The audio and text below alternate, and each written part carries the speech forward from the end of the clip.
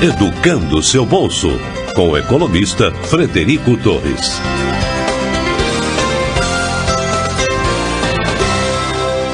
Olá, seja bem-vindo a mais uma edição do nosso podcast. Eu estou muito feliz hoje que a gente conseguiu trazer para vocês aqui, os ouvintes do podcast, o Fábio Gonzalez, lá do da Fintech Lab, né, que é uma entidade referência aí, no mapeamento das fintechs no Brasil. Os fintechs, para quem ainda não está por dentro, são as empresas de tecnologia, né, que usam a tecnologia para prover produtos e serviços financeiros, né, um setor efervescente, centenas de empresas em vários segmentos, e ninguém melhor do que o Fábio, como eu falei, uma referência aí, a Fintech Lab, para poder dar um pouco de panorama para a gente do que está acontecendo nos vários segmentos de fintech. Fábio, muito obrigado pela presença, peço que se apresente aí para o nosso público, seja bem-vindo, cara. Cara, obrigado, Frederico. Queria agradecer muito a presença aí, o espaço, o convite que vocês estão dando para o Fintech Lab, né? A gente tem bastante interlocução com o mercado financeiro, com empresas e tal, e são raras as oportunidades para falar realmente com quem consome, que talvez o elo mais importante dessa cadeia de valor aí, de consumo de serviços financeiros, que é o consumidor final, que é o cliente, que é o cara que está ali trabalhando e precisa fazer alguma coisa com aquele dinheiro dele, né? Aquele dinheiro dele é o dinheiro que ele vai...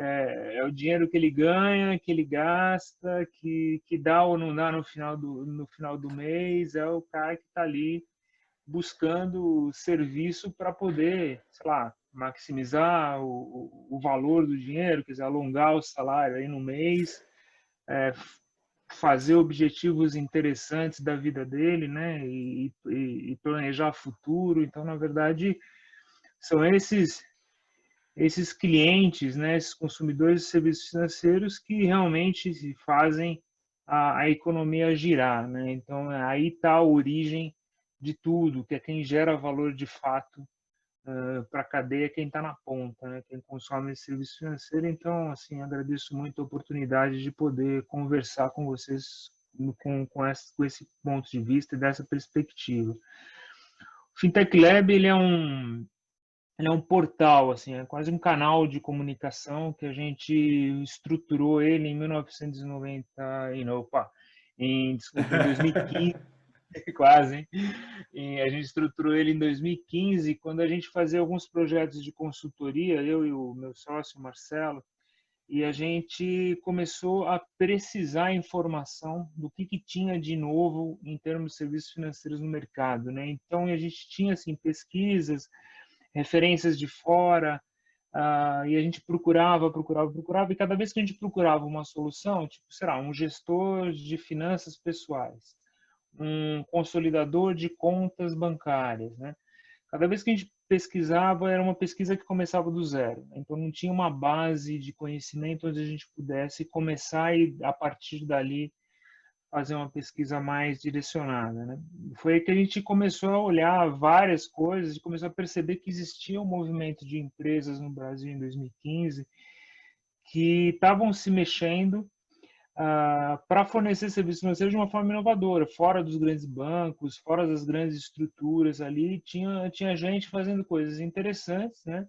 Com o uso de tecnologia, porque a tecnologia, assim, hoje em dia é quase uma commodity, né, do ponto de vista de custo, né? Então, o custo das plataformas hoje de tecnologia é relativamente baixo para uma empresa, requer conhecimento, talvez aí seja o pulo do gato, né? Você ter conhecimento e competência para fazer essa tecnologia funcionar a favor do seu cliente e tal.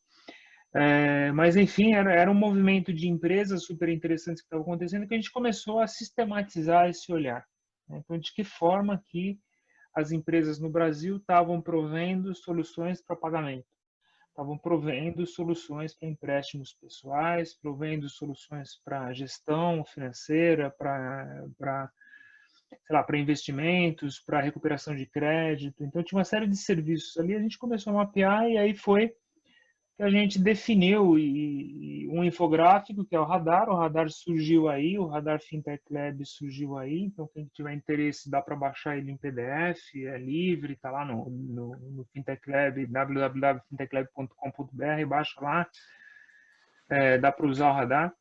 E aí a gente começou a sistematizar o Radar, né, e sistematizar essas iniciativas dentro do que a gente entendeu como a cadeia financeira, né? Hoje, se a gente olhar assim, a cadeia de valor de finanças, ela assim, imagina um consumidor de serviço financeiro ou uma empresa, né? O que você faz com o dinheiro, né? Você paga suas contas, né? Você recebe seu salário, ou você recebe seu dinheiro, né? Então, você paga e recebe. Ora, se sobrou dinheiro, né? Se você recebeu mais que pagou, você pode investir, pode poupar. Agora, se faltou, você pode tomar crédito, né? Uhum. E, cara, se você tem um patrimônio, você pode segurar esse patrimônio. Então, basicamente, a gente fala, assim, simplificadamente, super simplificadamente, a gente tem 5 fluxos financeiros: pagamento, recebimento, crédito, investimento, tá? E patrimônio, e segurança do patrimônio. Basicamente é isso, né?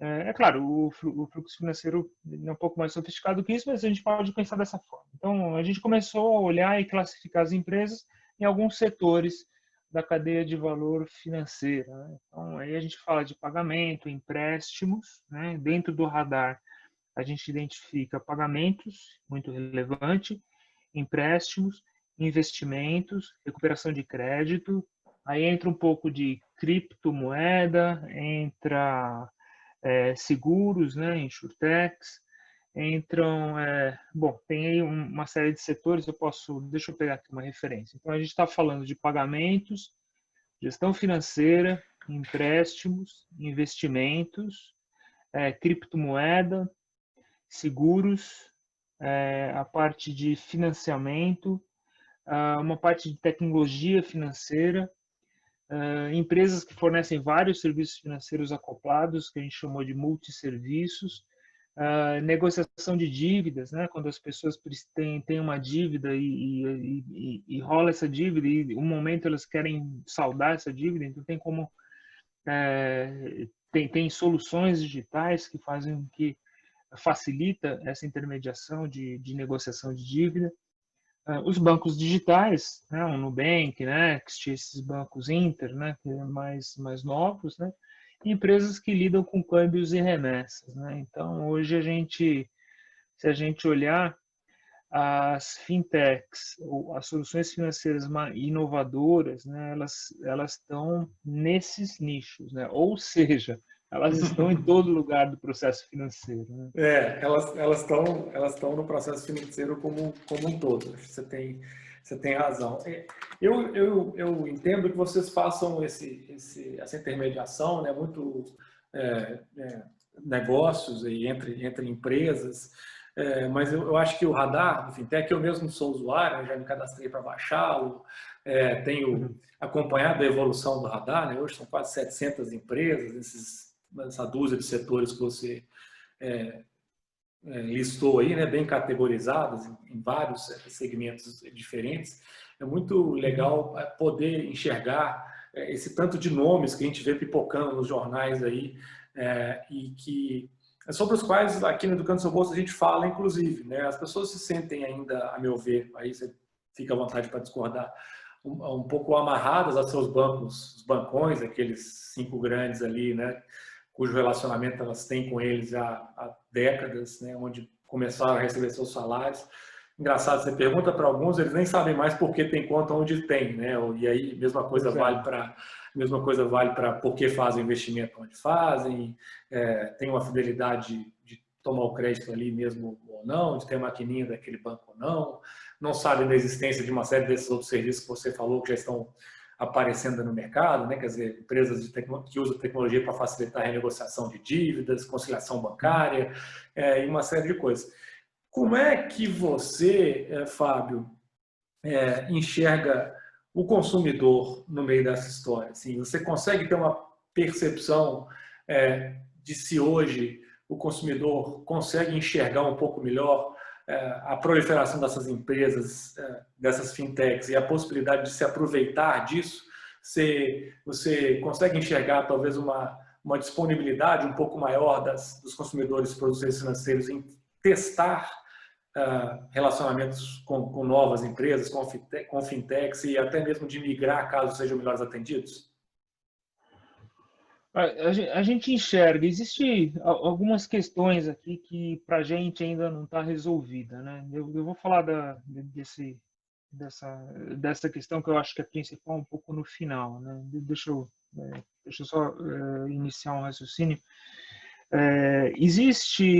As fintechs, elas foram criadas, né? Todas as startups de serviços financeiros, talvez todas as startups, serviços financeiros eu tenho um pouco mais de propriedade para falar, elas foram criadas com base em problemas que os grandes bancos não conseguiram resolver, né? Ótimo. Ou atendiam muito mal os clientes, né? Do ponto de vista de, eu tiro um extrato bancário, eu não sei direito o que quer dizer cada linha do meu extrato bancário.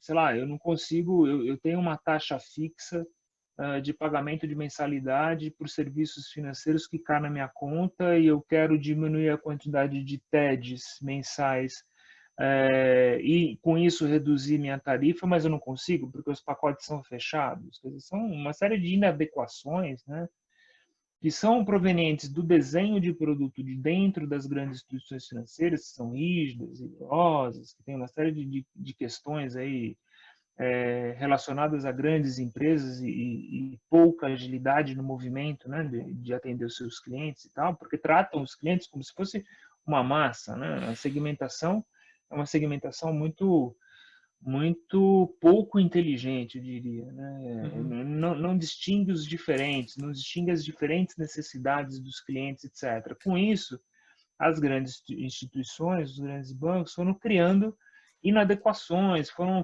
tentando ajeitar e tal, e gerando insatisfação dos clientes. Hoje todo mundo reclama, cara. Hoje, assim, tem uma pesquisa antiga que o meu sócio me mostrava, ele fala, cara, as pessoas, 70% das pessoas preferem ir ao dentista do que ir no banco. Uma coisa assim. Eu não sei exatamente qual é o fundamento da pesquisa, tá? Estou citando aqui como uma anedota. Mas assim, tem certa verdade aqui, né?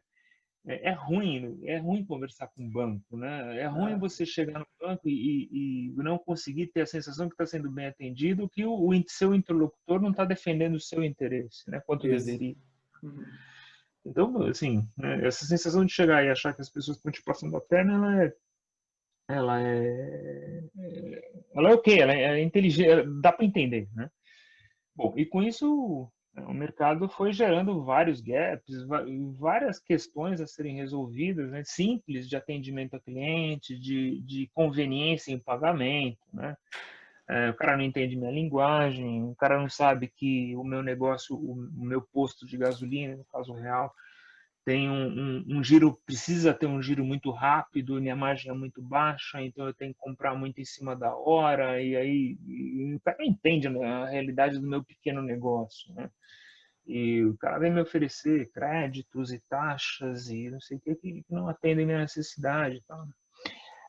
Então, assim, tem uma série de gaps e problemas. Então, o consumidor, seja o consumidor final mesmo, né, a gente, né, que tem conta corrente, né, a gente ficou muito pouco atendido, né? Hoje a gente vê propaganda super tentando ser mais empáticas e tal dos grandes bancos, mas assim, por trás continua aquela estrutura muito antiga em que os caras estão pedalando para melhorar, mas ainda vai um tempo.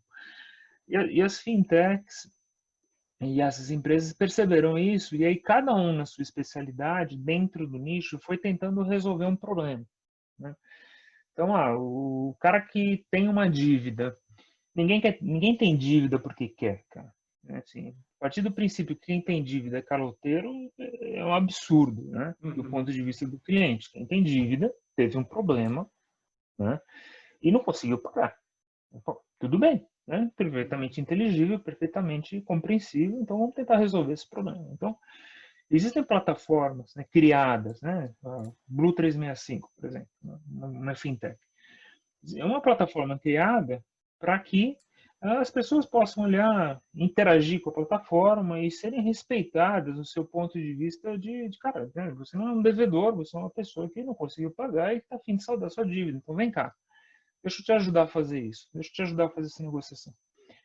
Então, assim, é um gap, assim, muitos gaps de funcionalidade, de coisas que não existiam, muitos gaps de atenção ao cliente, de conveniência, de olhar um bom extrato, de ter uma barrinha que muda no seu aplicativo, que você consegue ver o seu saldo, você consegue projetar qual é a sua taxa e comparar com outros produtos de investimento.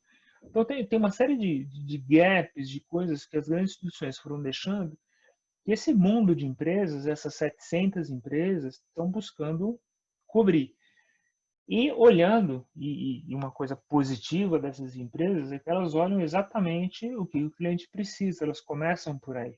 Né? Então, assim, se os grandes bancos e as grandes instituições começaram do produto para o cliente, as fintechs não, elas começam do cliente para o produto, né? Olhando taxa, conveniência, interface, etc. Então, assim, você tem esse aspecto que bom, com isso, existe uma oferta mais próxima à necessidade do cliente, mais próxima à linguagem do cliente, ao segmento do cliente, aos interesses do cliente de serviços financeiros. Né?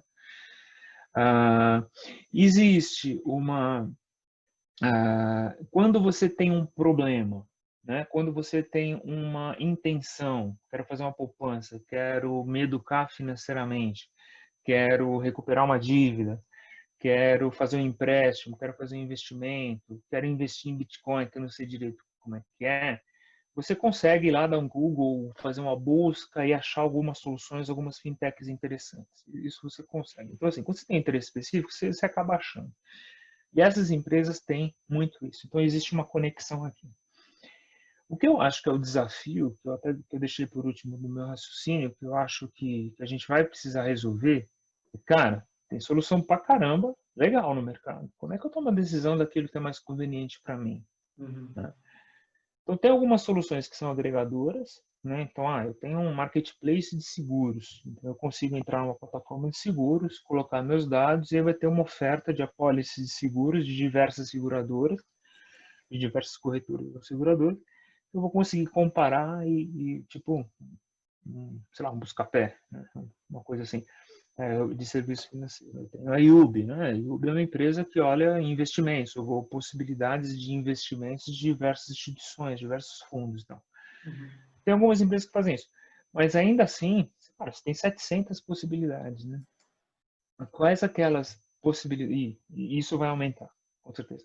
Então, assim, quais são aquelas possibilidades que me trazem mais valor, que são mais adequadas para mim? Então, eu acho que tem esse desafio hoje, quer dizer, a partir do momento que você tem muita escolha, você tem um outro problema, né? Que é como é que eu faço essa Sim. escolha adequada, né?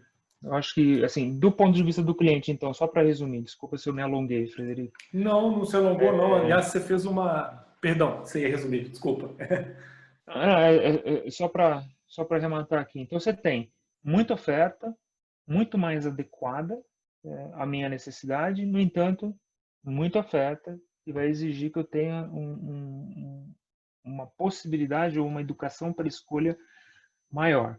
Então, a gente tem com Sim. relação ao consumidor final, a gente tem meio que esse estresse, né? Assim, né? Como é que lida com isso? Sim. Eu gostei bastante da sua construção, Fábio. Eu te fiz uma pergunta e você, na verdade, acho que você até deu um passo atrás para estabelecer o problema primeiro, a existência do problema.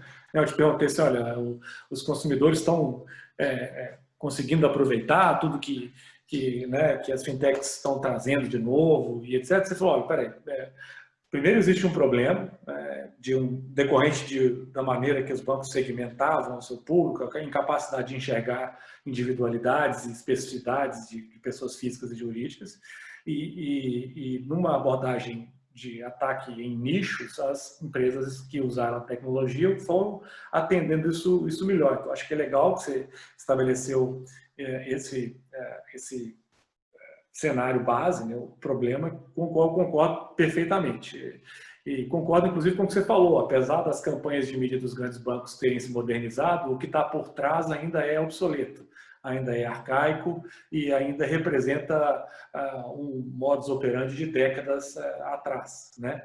E concordo de novo contigo quando você diz que a profusão dessas empresas hoje já quase que gera aquela questão do paradoxo da escolha. São tantas as possibilidades que às vezes você fica paralisado e não faz nada e acaba ficando realmente, né, onde você já estava, no bancão, na seguradora enorme, na Brasil Prévio da vida, nessa previdência privada que você tinha, né?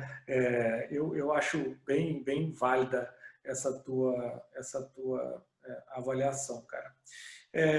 Bom, acho que você também deixou subentendido na sua fala que você considera que as fintechs trazem individualmente, né, cada uma na sua praia, melhorias. Elas trazem valor agregado, elas oferecem, né, elas agregam valor em áreas e setores que os bancos não estavam atendendo bem anteriormente. Acho que você meio que deixou subentendido isso. Você gostaria de continuar citando? Você citou uma aí, a Blue 365, a gente já conversou minimamente com eles, conversando com o Acordo Certo também, que é uma outra empresa que está no radar, né, que também faz renegociação de dívida. Me lembro da conversa com o Dilson, e ele falou conosco que o simples fato de você acionar o devedor no canal que ele melhor, que ele mais gosta, né, aquele canal que ele prefere ser contactado, gerou para eles um aumento na receptividade, um aumento no volume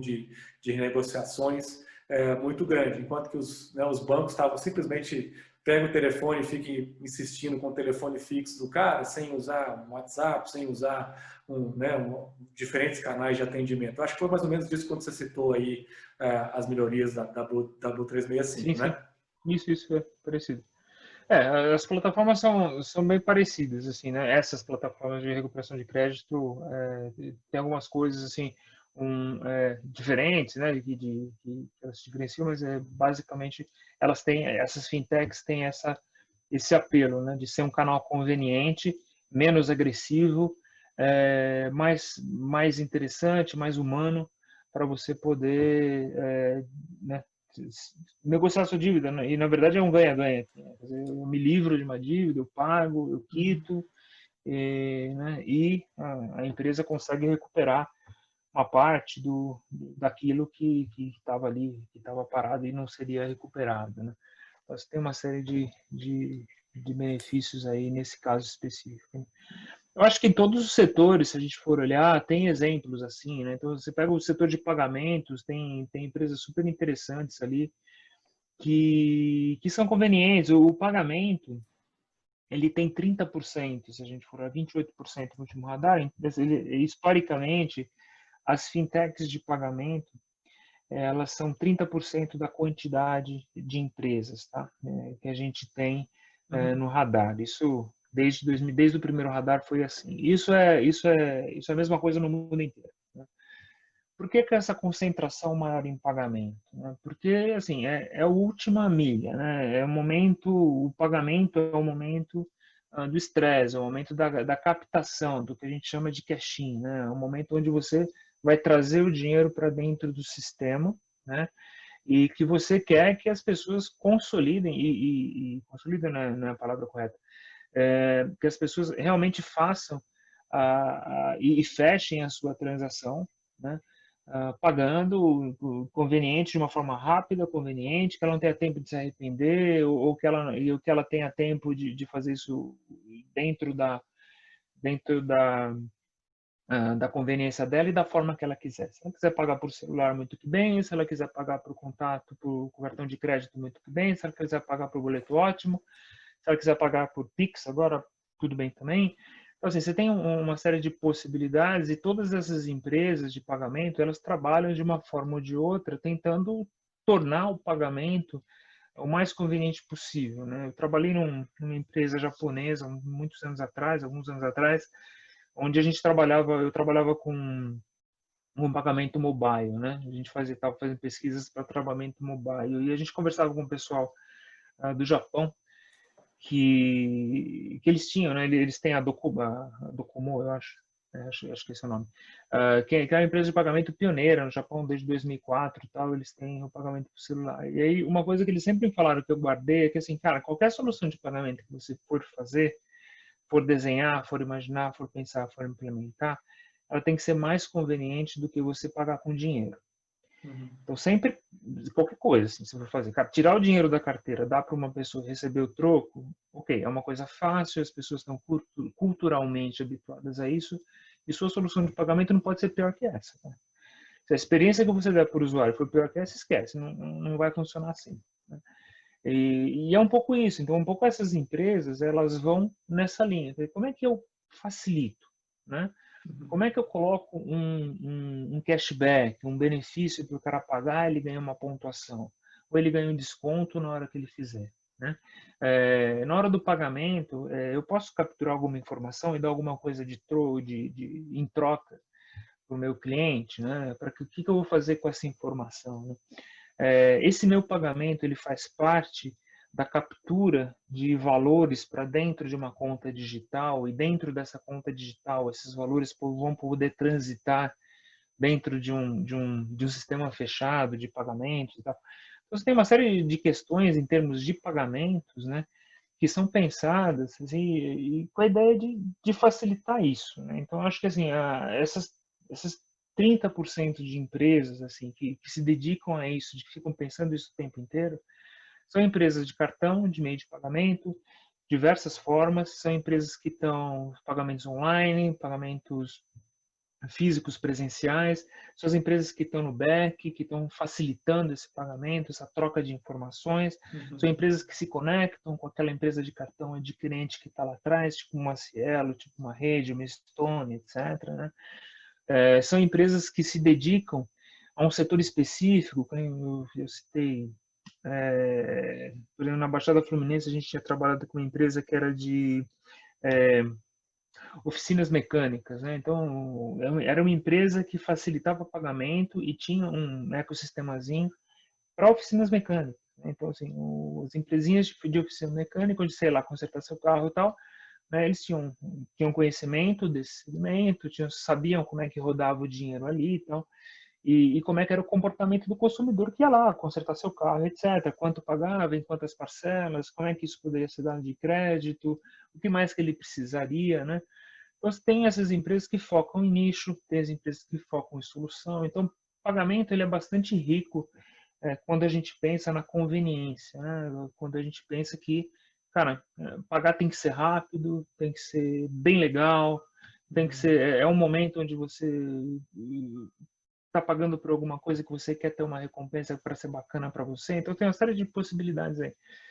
Então a ideia, né, e a proliferação de soluções de pagamentos são um pouco nesse mundo aí. É legal você ter falado desse setor, um setor enorme, aí, né? Grande parte do segmento total de fintechs é de empresas de pagamento.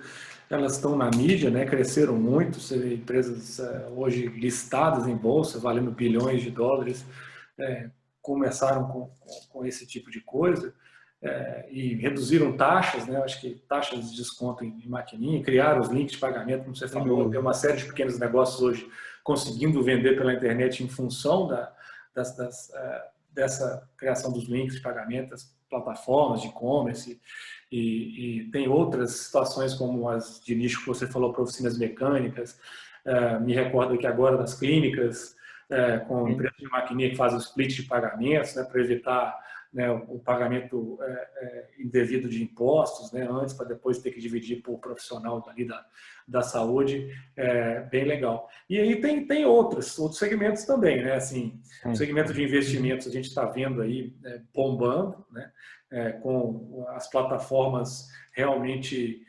desafiando os incumbentes, né, tanto é assim que o Itaú vai comprar a XP, aí você tem diversos outros movimentos aí de Santander comprando Toro, BTG comprando Necton, Credit Suisse, sei lá, eu nem me lembro mais de tantos movimentos de consolidação, o que significa que as desafiantes estão realmente oferecendo um valor agregado maior do que, né, aquele esqueminha de investimento dentro da agência bancária, concorda ou não?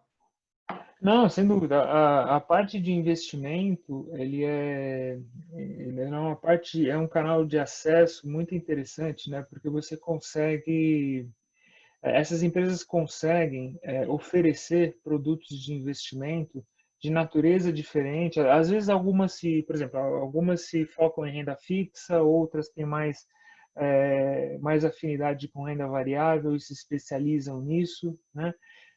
Então você tem assim alguma especialização, então você sabe que a empresa tá com os principais fundos, os principais produtos, Isso. já tem uma curadoria ali, né, especializada em determinado tipo de investimento, né? Então você tem isso, você tem também acesso a vários fundos diferentes, de empresas diferentes, né? Então, você vai investir, por exemplo, sei lá, no Bradesco, você tem os fundos do Bradesco, né? Por bem ou por mal, e você tem aqueles fundos para fazer. Dentro de uma outra empresa, você pode ter alguns fundos do Bradesco e outros fundos do Safra, do Itaú, ou de outras empresas que você não faz a menor ideia que estão ali, ou fundos próprios, né? De outras empresas, né? Então você tem Sim. uma série de possibilidades.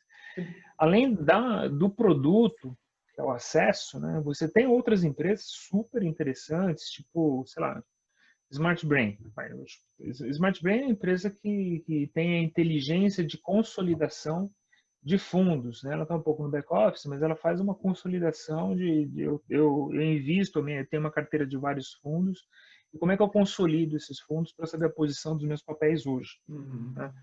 Então você tem algumas soluções interessantes. Você tem uma empresa lá de Santa Catarina para mais que tem que te ajuda a fazer a gestão do seu dinheiro e o dinheiro nesse caso da plataforma deles não é muito dinheiro, né? Sei lá, acho que não lembro se o ticket ainda está em R$ 50.000, mas é, não é assim muito dinheiro, mas é assim, é relevante, obviamente, e eles te ajudam a ver o seu poder de investimento, o seu objetivo, o seu poder de caixa para você incentivar, para você investir. Então, eles têm um motorzinho de inteligência que te ajuda a tomar uma decisão de investimento muito mais interessante, né? Então, assim, tem várias possibilidades, né? Tanto um auxiliar de educação financeira que também te dá o fundo, produtos interessantes, consolidadores, né, dos seus investimentos. Então, você tem ali grandes possibilidades dentro desse segmento de investimento. Hoje a gente mapeia no radar, são 59 empresas, mais ou menos, que te oferecem uma possibilidade grande de alternativas aí, né? E isso é muito interessante. Esse setor é um setor bastante interessante, sim, e eu acho que tende a evoluir, tende a diversificar, tende a se especializar. Aí você pode ter até, assim, você pode ter algo como uma comunidade de investimento, onde você tem uma pessoa que tem determinada configuração de fundos, né, determinada de configuração de investimento. Você pode copiar a mesma configuração que a dela e investir nos mesmos fundos, né? E aí ela ganha uma pontuação, porque é uma pessoa de referência na comunidade de investimento. Então, existem soluções mil, assim, né? E essas coisas estão sendo pensadas hoje, né? Uhum. Então, assim, tá numa evolução constante. E, na verdade, qual que é o problema que eles estão resolvendo? Como é que eu maximizo o meu ganho do meu investimento, né? Que é aquele dinheiro que eu ganhei e que eu poupei, e como é que eu tiro o melhor valor disso hoje, né? Então, essa é a questão que eles estão ajudando a gente a resolver, e aí cada um traz uma solução interessante, e cabe a gente olhar e falar, cara, legal, eu tenho esse produto desse jeito, com essa carteira, enfim. Ou seja, é como essa aí até você me pegou, porque essa eu sequer conhecia, assim, eu achei bem interessante. Essa empresa de Santa Catarina que você citou aí, se eu não peguei o nome, Para mais. Par Mais, tá? Seria, mal comparando aqui, seria como se fosse um ambiente wiki, assim, um ambiente aberto onde você consegue meio que emular É, carteiras, sei lá, não, o não, não, grande. peraí, Não? não. É que eu misturei umas coisas aqui, Ah, Frederico. tá. Eu falei um monte de coisa, acabei misturando. A Parmais, especificamente, é uma empresa de gestão de investimento. Então, eles têm um algoritmo que te ajuda a tomar a melhor decisão em quais fundos Tá, e tá. como investir. Te Essa avaliam, forma de aquela que você falou, te avaliam quem é você, teu poder de fogo e fala, olha, isso, você está melhor encaixado isso, aqui nessa prateleira. isso, isso. É Tá. uma plataforma digital, é interessante e tal.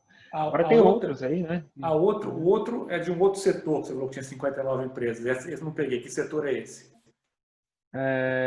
Desculpa, não, assim, cara, tem muitas, assim, tipo, comparador de investimentos, a gente tem a IUB, né? A Aham. IUB, ela te dá várias possibilidades de investimento, você pode fazer simulação, definir qual que é o melhor investimento para você dentro daquelas coisas que tem ali. Uhum. Você tem um consolidador de posições de investimento, né, para um gestor de fundos, tipo o Smart Brain é o que faz isso, né, Tá. mais ou menos. Aham. Você tem a empresa Pi lá do Santander, né, Aham. que é uma empresa interessante também que te ajuda a orientar de que forma fazer esse investimento de uma forma bem bacana também, com vários fundos aí, né? Então tem uma série de empresas, cara. Tá. E aí, cada uma com sua característica, vai ter que pesquisar, cara. Tem que ver o Uhum. que Uhum. mais. Dá uma Mas, olhada no radar ali e começa a olhar. não, pois é, então, é muito legal isso, assim. Mas ao mesmo tempo, volto no começo da nossa conversa, assim, né? É uma É, coisa paralisante, né? essa é. Você acaba tendo tanta opção que você acaba não fazendo nada. Então, como é que você enxerga aí? Tem um caminho, você falou de nichos também, onde você tem assessoramento, você tem É, agregadores, etc. Você consegue é. enxergar algum, né, vamos dizer assim, mínimo múltiplo comum aí, alguém que vai fazer esse meio de campo, se eu posso dizer Cara, assim? assim, eu não tenho muita clareza, a gente ainda não tem muita clareza de como é que isso vai se desenvolver, né? Existem algumas coisas que seriam do tipo assim, olha, imagina uma empresa, qualquer dessas, uma associação dessas empresas ou uma outra empresa sobre essas empresas, né, que façam parceria com várias soluções dessas, né, e consiga te ajudar a tomar a decisão. Falar, olha, eu tenho uma série de empresas de empréstimos aqui que eu tenho parceria, eu tenho uma série de empresas de investimento que eu tenho parceria, eu tenho uma série de empresas de pagamentos que eu tenho parceria, etc. Né? O que você está buscando? Né? Estou buscando organizar minhas finanças. Legal, mas de que forma que você faz pagamento? Eu faço pagamento, cartão de crédito e tal, não sei o que, tá bom. Quanto que você ganha e quanto sobra no final? Quanto você está disposto a investir? Tanto, tanto, tanto, tá bom. Como que você... Então, assim, existe uma possibilidade aqui de a gente ter algumas empresas, ou uma empresa, eu não sei o quê, tentando ajudar o cliente a achar esse caminho, né? Então, eu Uhum, não sei se isso vai ser uma solução automática, um super app, ou alguma solução dessa vai acabar agregando outras, né, com parcerias. Então, uhum. um pouco essa evolução que eu estou esperando, assim, que a gente fala, meu, tá bom, e quem que vai ajudar as empresas, os consumidores a tomar a decisão Isso. daquelas melhores empresas que vão chegar lá. Então, assim, tem empresas que podem ter super apps, então você está lá, o seu aplicativo, o seu super aplicativo, né? E você tem lá, é quase um ecossistema fechado, onde você pode ter um dinheiro ali, e aí você tem uma série de possibilidades de empresas associadas a esse super app, empresas que anunciam, né? Fintechs que anunciam os produtos financeiros do super app, o super app ganha uma margem disso quando se fecha uma transação, Uhum. e aí ele apresenta essas empresas de uma forma conveniente, e assim, tem algumas possibilidades surgindo, assim, né? Eu acho que talvez o Super App seja quem estiver investindo aí, talvez seja um caminho interessante para tentar dar uma organizada nesse mundo aí. Legal. Por aí. Fábio está sempre pensando em negócio. Legal. Fábio, você deu testemunho aí já de que, né, o setor de pagamentos representa melhorias significativas para os consumidores, né, para as pessoas físicas e jurídicas, né, com serviços agregados. Você deu bons exemplos de que no nicho de investimentos também você tem muito claramente ganho para quem estiver disposto a experimentar, essas fintechs que estão inovando no setor. No setor de empréstimos, que eu acho que é claramente um setor problemático no Brasil, tanto o acesso a crédito quanto o custo do crédito, você vê melhorias também trazidas pela atuação das fintechs de crédito? Não, sem dúvida. As fintechs de crédito, elas têm algumas vantagens, né? Que é, de novo, né? A especialização é uma grande vantagem. Então, quando você conhece o segmento para o qual você está dando crédito, aí eu estou pensando de crédito para empresas pequenas, talvez, para empresas, vamos imaginar isso, que depois a gente fala de consumidor, de crédito pessoal. Mas pensando em empréstimo para empresas pequenas, né? Médias e tal, essas empresas têm pouco acesso a crédito, né? Hoje. Então, você vai no grande banco, você vai pagar altas taxas, nem sempre o seu score de crédito vai ser aprovado, né? Por uma série de elementos, uma série sei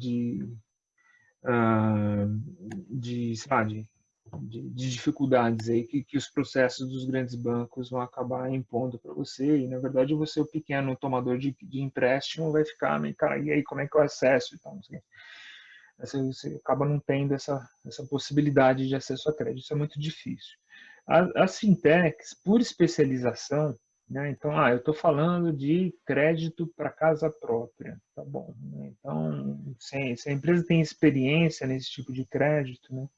Então ela vai poder fazer um score de crédito mais próximo da realidade, né? Nem sempre tomando mais risco, mas mais inteligente, né? Então, eu vou dar crédito para empresas que tenham essas características. E aí o algoritmo de crédito, ele é muito importante. Então, uma empresa que vai dar crédito para outra empresa, né? Uma fintech que vai dar crédito para uma empresa via um banco, ou ela própria hoje em dia tem uma SCD, né? E que é uma figura jurídica de fintech que pode dar crédito. Mas, enfim,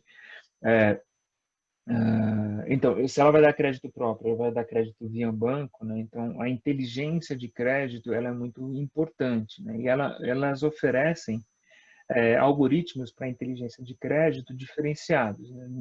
Um banco não vai ter o trabalho de se especializar em vários segmentos, né? Então, uma empresa que saiba dar crédito, de novo, para oficina mecânica, que saiba dar crédito para uma clínica, que saiba dar crédito para uma clínica de dentista, que saiba dar crédito e tal, ela vai saber qual é a característica do bom pagador, qual é a característica do empreendedor que está chegando aqui, que tipo de garantia que ele pode dar, que ele não pode dar, qual é o fluxo de caixa do cara, né? O fluxo de caixa do cara, ele é interessante ou não interessante, quantos clientes tem, qual é a base. Então, você tem uma série de perguntas a fazer, que localização que ele está, de repente, né? Qual é o segmento que ele está focado, né? Qual que é o trânsito na loja do cara. Então, você tem uma série de possibilidades, de variáveis, né, para você compor o seu algoritmo de crédito, que são interessantíssimos, né? Isso que requer muita especialidade, muito conhecimento de setor e da ciência do algoritmo de crédito mesmo, né, de inteligência, né, de crédito. Essas empresas fazem isso. Então, assim, elas possibilitam esse acesso mais inteligente. Então, tem esse ponto. Com relação à taxa, algumas empresas estão oferecendo taxas menores, obviamente, porque você tem taxas absurdas no Brasil hoje, né, para tomar crédito, né? Então, já que você tem taxas absurdas e você tem uma possibilidade muito grande de entrada. Então, você não precisa ficar concorrendo, né, tomando crédito, sei lá, 2,5%, 3%, 4%, 7% ao mês. Né? Você pode 2,5% ao mês, você vai ganhar um monte de dinheiro, né? E vai oferecer um crédito mais barato para quem precisa de uma forma mais inteligente. Né? Então, eu acho que esse é o ponto de crédito PJ. Para crédito pessoal, desculpa, eu não tinha falado nada de crédito pessoal. Para crédito pessoal, você tem também essa possibilidade, exatamente a mesma coisa, né? As empresas têm uma possibilidade de ter mais informação sobre você, né? Dentro de todas as normas da LGPD que está entrando, né? A proteção de dados. Ela tem possibilidade de te entender de uma forma melhor, entender sua necessidade, quem você como que você toma crédito, se você é um bom pagador, qual a sua capacidade de pagamento, né? E aí misturar essas variáveis te dá crédito de uma forma melhor, mais inteligente, mais rápida, principalmente. Você tem isso, o que se aplica em PJ também se aplica de certa forma em pessoa física. Tá, legal. Bom ter a sua percepção aí de que os algoritmos são mais, se é que a gente pode chamar assim, um pouco mais inteligentes, consideram um volume de informações talvez um pouco mais amplo do que a inteligência de crédito que existia nos bancões e que está havendo uma efetividade na redução de taxas tanto para PF quanto para PJs. Aí, eu acho que fica faltando, né, os outros dois grandes setores ali das fintechs seriam, acho que as contas digitais. Se você puder falar um pouco da sua percepção do que está acontecendo nesse mercado.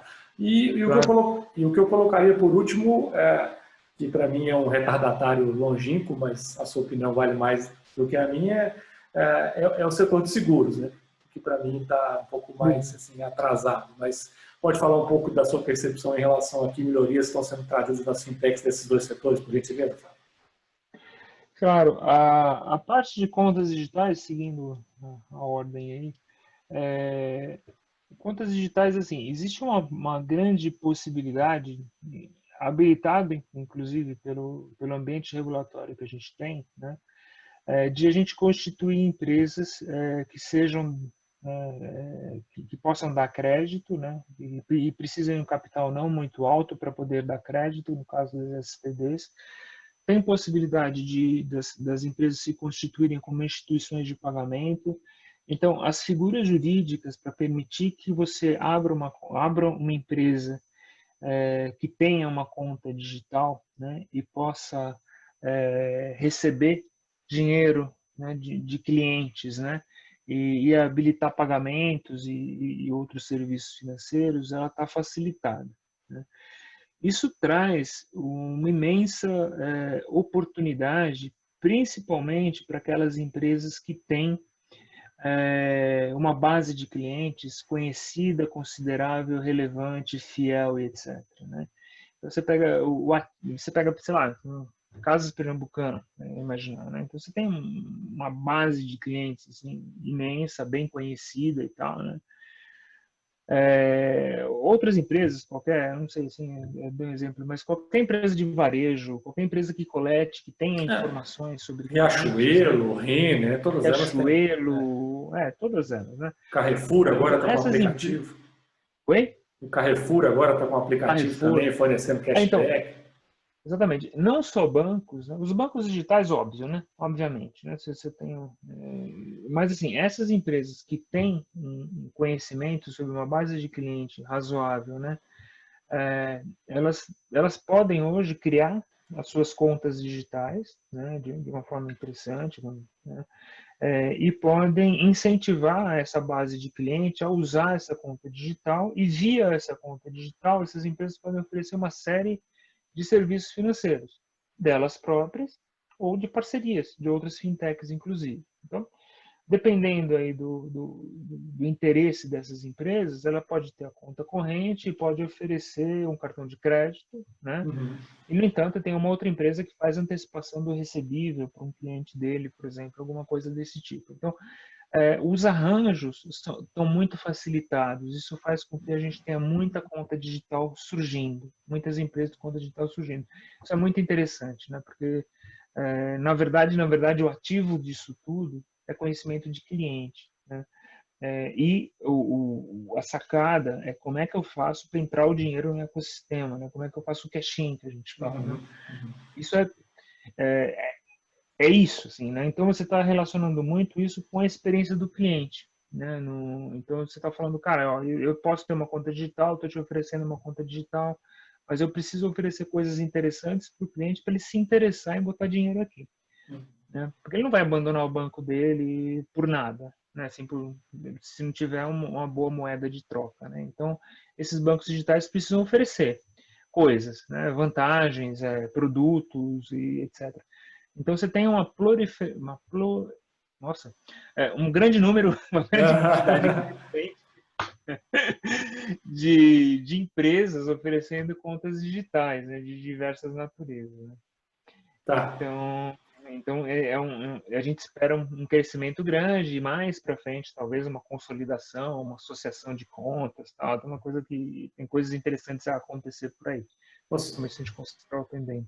Ou seja, só antes de você entrar no seguro, ou seja, além além daquela coisa que a gente falou no começo da conversa, né, que é a possibilidade de ter uma conta que não te cobra tarifas que você não precisa pagar, a história do pacote de tarifas, engessado, TED, você vê então a possibilidade dessas contas realmente embarcarem ainda mais serviços e valor agregado para ter que atrair realmente, né, o cliente lá do Banco do Brasil, da Caixa Econômica, para que ele realmente transfira o seu relacionamento todo para ele, não é isso? Frederico, as possibilidades hoje são infinitas, cara. Assim, não dá para imaginar o que vai ser possível fazer. Assim, se a gente for pensando, eu não queria deixar muito complexa a conversa, mas assim, se você pensar que a gente tem o Open Banking chegando, o que significa Uhum. Open Banking? Eu sou dono dos meus dados e eu vou dar autorização para os serviços financeiros que eu quiser acessar meus dados, né? Uhum. Isso abre um rol de possibilidades absurdamente grandes de associação entre empresas, né? Você tem serviços financeiros numa conta digital que é o Core. Se eu consigo atrair o dinheiro, né, de uma pessoa, atrair, se eu coloco meu dinheiro numa conta digital que eu confio, que eu acho conveniente para mim, imagina a possibilidade de coisas que essa empresa que tem e que recebeu o meu cash-in pode me propor fazer com esse dinheiro. Ele pode pedir para ele, pode fazer simplesmente, ó, investe aqui nesse fundo, cara, que é meu parceiro. Beleza, isso é uma ação, né? Ou você não quer comprar uma passagem aérea com desconto porque tem um convênio aqui, você ganha milhagem. Uhum. Então, assim, as possibilidades de serviço, ou você não quer ter um serviço de educação, ó, aqui eu tenho um aplicativo de educação financeira exclusivo, super interessante para ajudar você, e aí se você concentrar a movimentação, os seus dados aqui dentro.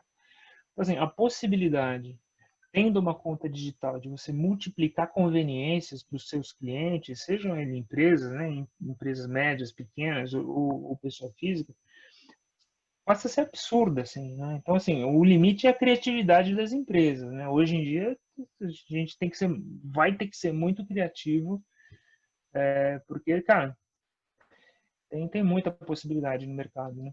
Sim, eu acho que de certa forma isso, mal comparando, tem um pouco de paralelo com a migração do banco comercial para um banco múltiplo, né, que foi agregando carteiras, né, Sim, câmbio, investimentos e uma série de coisas, mas ainda vai além, transcende essa figura do banco múltiplo, porque ele vai para fora do sistema financeiro, ele vai, como você falou, para passagens, para hoje os super apps de conta digital te permitem comprar produtos em e-commerce, né, ter desconto no ponto exato. frio. A gente falou aqui de Não, exemplos como Carrefour, Riachuelo, Lojas Renner e por aí vai, onde você é, realmente elimina a fronteira do financeiro para o não financeiro, né?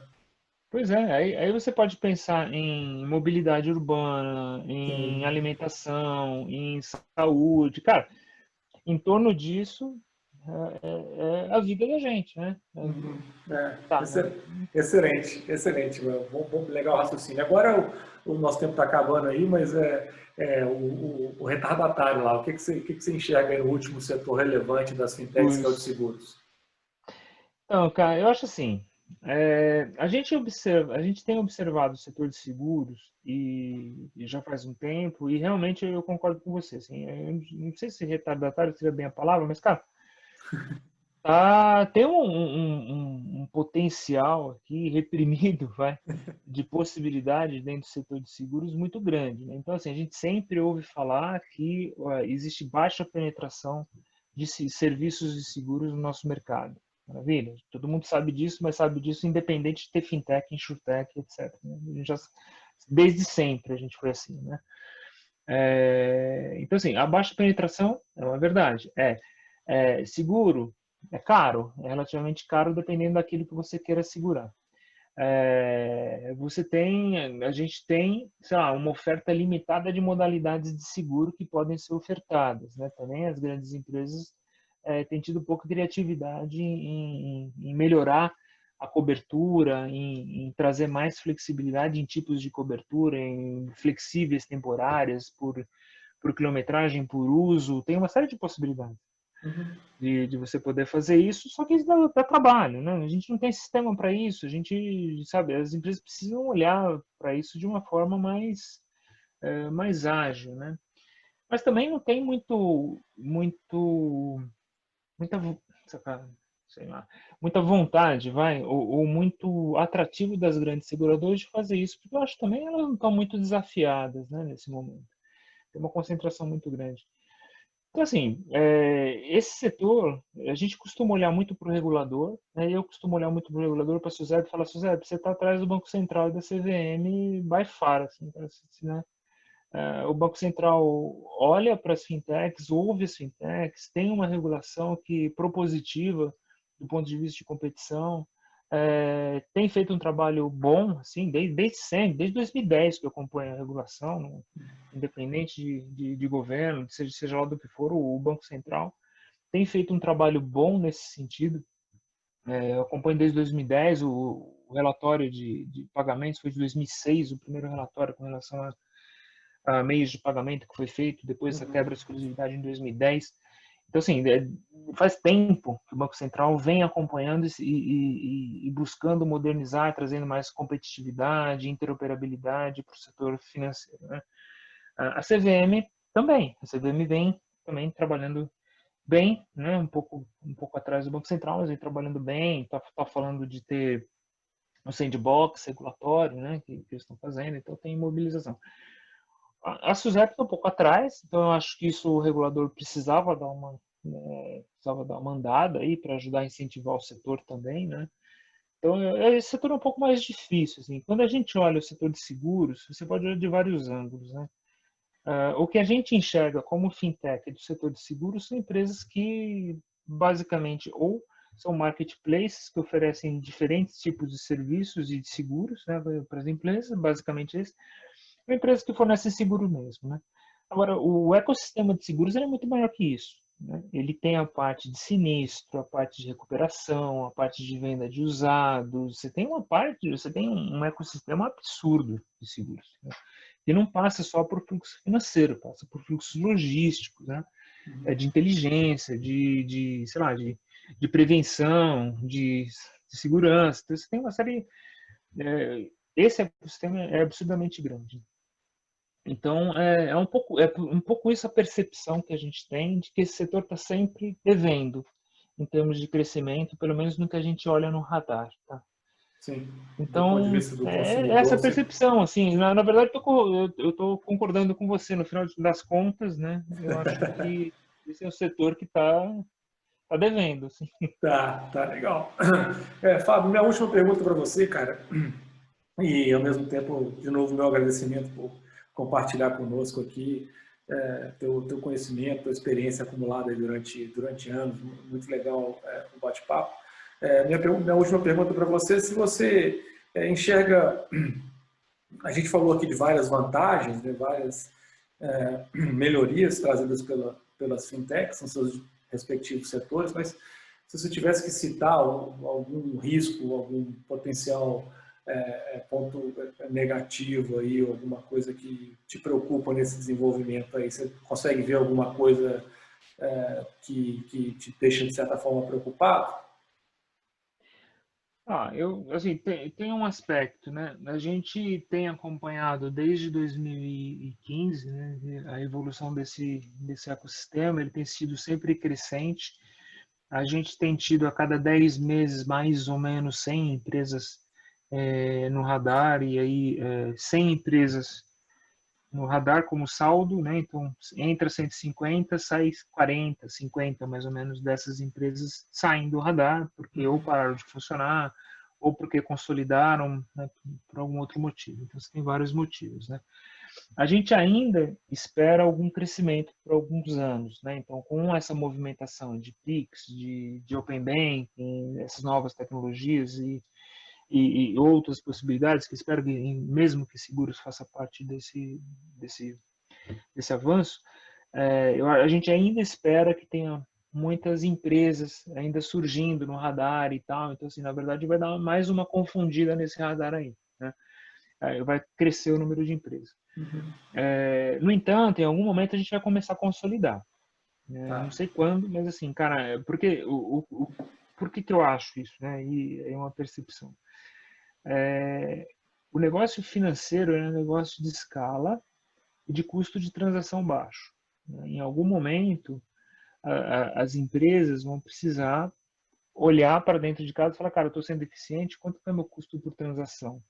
Está fazendo sentido? Né? E aí o investidor vai olhar isso, e aí você começa a ter, cara, ó, a escala que eu tenho não vai ser sustentável, eu deixo de ser escalável, porque tem muita gente fazendo o que eu estou fazendo, mais ou menos no mesmo nicho, então a gente vai começar a se esbarrar aqui. Então eu acho que vai acontecer uma consolidação, porque eu vou precisar ganhar escala, porque as empresas vão precisar se associar e tal. Não vai ser para agora. Acho que mais alguns anos aí de crescimento, mas eu acho que esse é um desafio importante das fintechs e das empresas que estão acompanhando esse mercado. Quem está consolidando, como que as coisas vão se consolidar, como é que eu posso ajudar nesse processo. Tem uma série de possibilidades, alguns olhares interessantes aqui, olhando a configuração desse sistema um pouco mais para frente, né? Como é que eu habilito várias soluções diferentes, sei lá, você tem outras possibilidades mil aí de pensar. Mas assim, eu acho que a consolidação é um desafio para essas empresas, né? Como é que eu fico relevante para o meu cliente, que eu me mantenho relevante, como é que eu reduzo o meu custo por transação e aumento a escala. Ligado a isso também, eu acho que um outro desafio grande é acesso a canais de distribuição. Se é difícil para o cliente entender qual serviço me faz diferença e qual que eu vou consumir, é difícil para a empresa se mostrar ao cliente também. Né? Então, essas empresas, essas fintechs, têm o desafio de chegar no cliente. Né? Então, qual é o canal de venda que elas vão usar? Né? O canal de venda próprio custa dinheiro.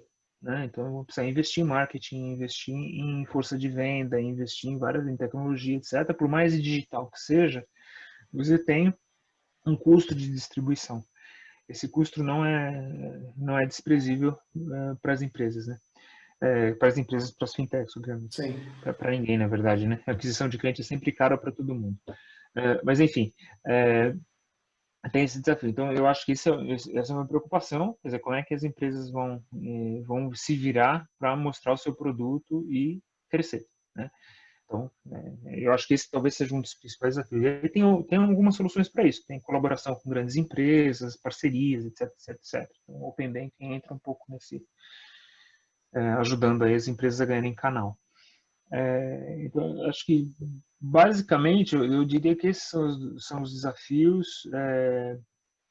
Eu acho que fintech, especificamente, em termos de funding, em termos de grana para crescer, de investidores e tal, está bem, assim, eu acho que é um setor que ainda chama a atenção dos investidores, porque são profissionais, geralmente são profissionais, os empreendedores são profissionais maduros, são profissionais que conhecem o setor financeiro, seus riscos, regulatórios e tal.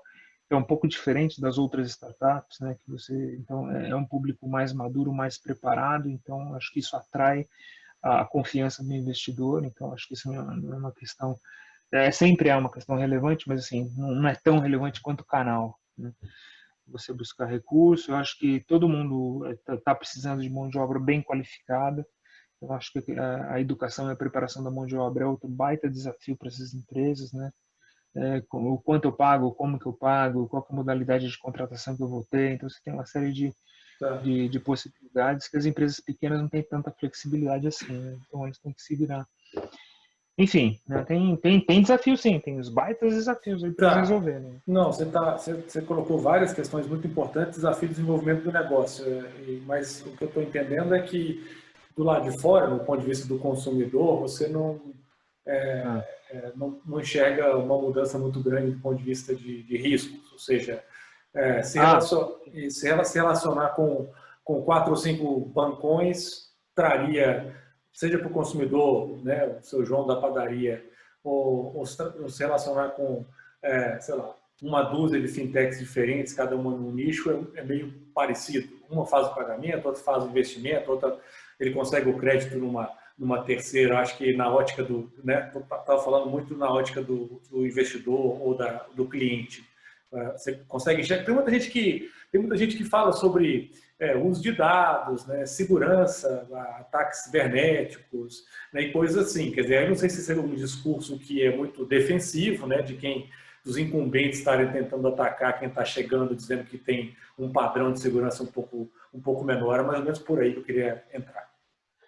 Cara, assim, todas as empresas sérias todas as empresas sérias, né, as fintechs, eu tô falando, né, com experiência e tal, elas têm plataformas tecnológicas mais seguras que bancos, assim, em geral, assim, Tá. mais modernas, mais seguras, etc. Então, é, LGPD, proteção de dados, é obrigatório ter, né? Uhum. Tem uma série de procedimentos, barreiras e autorizações que é obrigatório, é uma questão de lei. Então, não tem como a gente falar que, cara, uma fintech é segura, é tão segura quanto Tá. qualquer outro banco. É. Obviamente, eu acho que a gente pode pensar aqui, eu não sei exemplos, mas assim, de coisas que são mais seguras, menos seguras, ou plataformas e tal. Eu acho que vai ter essa diferença, né? Na percepção do cliente, não deveria ter tanta diferença assim. Se você pensar que essas 15 empresas boas, fintechs boas, têm plataformas de proteção de dados, sei lá, de consistência, de se manter no ar, etc., tão boas quanto os bancos, talvez mais modernas, né? Menos intrincadas, com aquele monte de legado que os grandes bancos têm, etc., né? Eu não sei Sim. se, né? Então, assim, essa percepção do ponto de vista tecnológico, eu acho que Tá. não. Do ponto de vista de processo e regulatório, as empresas são reguladas nesse setor. Então, tem lei, né? Uhum. E assim, não tem aventureiro, né? Se você está legal, se você tem uma empresa estruturada, está autorizado no Banco Central, opa, né? Você está protegido, né? Sim. Então, assim, fora golpe, né? Que aí também a gente já passa para uma seara que não se aplica, as pirâmides, essas coisas, os bitcoins, etc. E tal, mas é Sim. golpe, aí é crime, né? Então, assim, falando em empresas sérias que estão fazendo Aham. coisas interessantes, então, eu acho que Legal. esse é uma questão mais de percepção do que uma questão de fato. Legal, legal. Não, é importante esse testemunho teu. De fato, a gente já tinha citado na conversa o papel do regulador, né? Essa criação dessas figuras aí como SCDs, SCPs, a própria regulação das IPs, ações de pagamento, que são, em sua grande maioria, né, estão nesse setor grande de pagamento do radar. Eu acho que realmente demonstra que essa agenda BC+, BC Hash, a própria agenda da CVM também, está buscando manter isso sob a mira, né, sob acompanhamento. E fraude é o que você falou, fraude existe no sistema financeiro também, né, pode Tem, existir em tem qualquer lugar. fintechs, Desculpa. não, desculpa, tem fintechs que trabalham exatamente com isso, né? Com tentativa de prevenção de fraude, de ser Sim, sim. mais uma plataforma para você prevenir isso. Então, É, Tagode. isso, exatamente. E aí o último ponto que você fez, que eu acho que é fundamental, tem de tudo, né? Nessa selva aí na internet. Tem pirâmide, tem fraude. E aí eu acho que vai na linha da responsabilidade do usuário, né? Se você tem Tem, quatro ou cinco empresas, teu papel é um. Se você tem 700 empresas, teu papel é outro completamente diferente. Então, eu acho que uhum. isso está muito alinhado com o que a gente fala aqui no Educando Seu Bolso, que a gente advoga é, um mercado mais livre, mais aberto, onde você consiga ter mais opções, mas isso ao mesmo tempo tem um outro lado da moeda que é implicar numa responsabilidade individual ainda maior em buscar educação e informação de qualidade, não é isso? Sem dúvida. Eu acho que tem alguns selos aí, né? Eu acho que pode ser que se crie alguns selos, não sei assim, né? Você tem a BFintech, que é uma associação de fintech super, super boa aqui no Brasil. Você tem a BCD, de fintechs de crédito. Você tem, sei lá, as interlocutoras do Banco Central e tal. Então, acho que tem algumas referências e possibilidades de pesquisa para você saber se a empresa é idônea, se não é e tal. Tem uma série de. Eu acho que tem mecanismos para você buscar informação e se informar também, né? Legal, legal. Maravilha, Fábio. Muito obrigado mais uma vez aí, cara, por compartilhar teu Imagina, conhecimento Felipe. conosco. E ao nosso ouvinte, eu peço que nos avalie, nos ranqueie, nos critique aí, diga se gostou, não gostou, reclame, para que a gente possa voltar aqui semanalmente, trazendo os temas cada vez mais pertinentes aí aos problemas que vocês têm que enfrentar. Eu acho que a conversa com o Fábio hoje foi muito bacana, uma perspectiva que a gente não tem comumente aqui, né? Um cara que consegue enxergar o bastidor, muitas vezes, de inúmeras empresas, casos que ele citou aí, que sequer eu conhecia, né? Acompanho bastante esse setor também, então fico muito feliz, eu acho que a gente conseguiu fazer um bate-papo relevante e interessante no dia de hoje. Fábio, um grande abraço, cara. Muito obrigado, hein? Cara, obrigado você, Frederico. Obrigado pela oportunidade aí. Espero que tenha ajudado a contribuir.